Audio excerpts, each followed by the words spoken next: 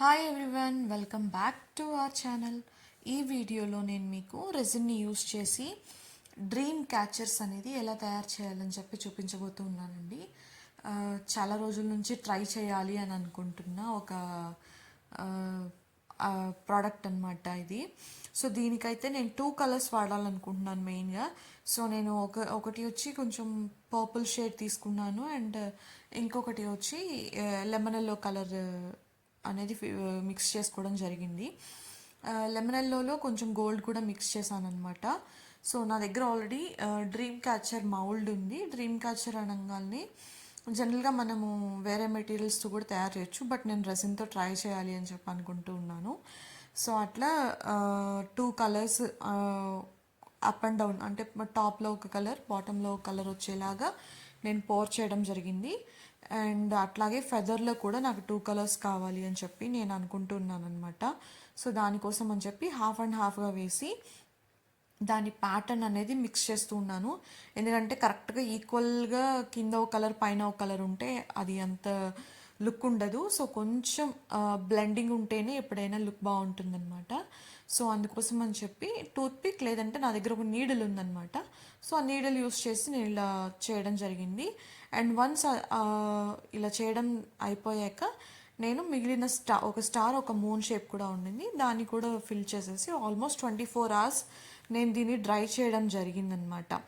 So ఇట్లా ఆరిపోయాక నేను demould చేశాను. ఇది కొంచెం హార్డ్గానే ఉందండి, అంటే చిన్న చిన్న items, feathers, star, moon shape వచ్చి నాకు డీమౌల్డ్ చేయడం ఈజీగానే ఉంది. కానీ బట్ ఈ డ్రీమ్ క్యాచర్ మెయిన్ టాప్ ఉంటుంది కదా, అది మాత్రం కొంచెం హార్డ్ ఉంది. ఎందుకంటే చాలా సన్న సన్న సందులు ఉంటాయి కదా మధ్యలో, సో వాటిలోంచి తీయడం కోసం కొంచెం టైం పట్టింది. సో నేను ఈ షేప్లోనే యాక్చువల్లీ తీసుకోవాలి, ప్యాటర్న్ని ఫిక్స్ చేయాలనుకుంటున్నాను. సో అండ్ ఫెదర్కి యాక్చువల్లీ హోల్ ఇవ్వలేదండి మౌల్డ్లో. సో నేను దానికోసం అని చెప్పి నేనే ఒక హోల్ అనేది ఫిక్స్ చేసుకోవడం జరిగింది. పెన్ నైఫ్ని యూస్ చేసి 2 sides నుంచి ఒకే పొజిషన్లో ఉండేటట్లుగా టార్గెట్ చేసుకొని హోల్ పోక్ చేయడం అనేది జరిగిందనమాట. అండ్ దీని తర్వాత నా దగ్గర యాక్చువల్లీ వైట్ కలర్లో రోప్ ఉంది. సో నేను ఆ రోప్ని యూస్ చేసి ఈ విధంగా రోప్స్ అనేది అటాచ్ చేయడం జరిగిందనమాట డ్రీమ్ క్యాచర్ టాప్కి. అండ్ ఇలా నేను రోప్ అటాచ్ చేశాక నేను 2 కలర్స్ ఆఫ్ పర్ల్స్ యూస్ చేస్తూ ఉన్నాను. సేమ్ ఇక్కడే పర్పుల్ షేడ్ అయితే తీసుకున్నాను, అదే సిమిలర్ పర్పుల్ షేడ్లో ఉండిన పర్ల్స్, తర్వాత కొంచెం పీచ్ షేడ్లో ఉండే పర్ల్స్, వీటి రెండింటిని కొంచెం కాంట్రాస్ట్ వచ్చేలాగా నేను థ్రెడ్స్కి వేయడం జరిగింది. సో దానివల్ల ఏంటంటే మనకి కొంచెం ఒక డిఫరెంట్ అయిన లుక్, అందం అనేది వస్తుందన్నమాట. సో అండ్ 4 threads ఉన్నాయి కదా, ఫస్ట్ అండ్ 4th థ్రెడ్స్కి వచ్చి నేను ఫెదర్స్ అటాచ్ చేయాలనుకుంటున్నాను.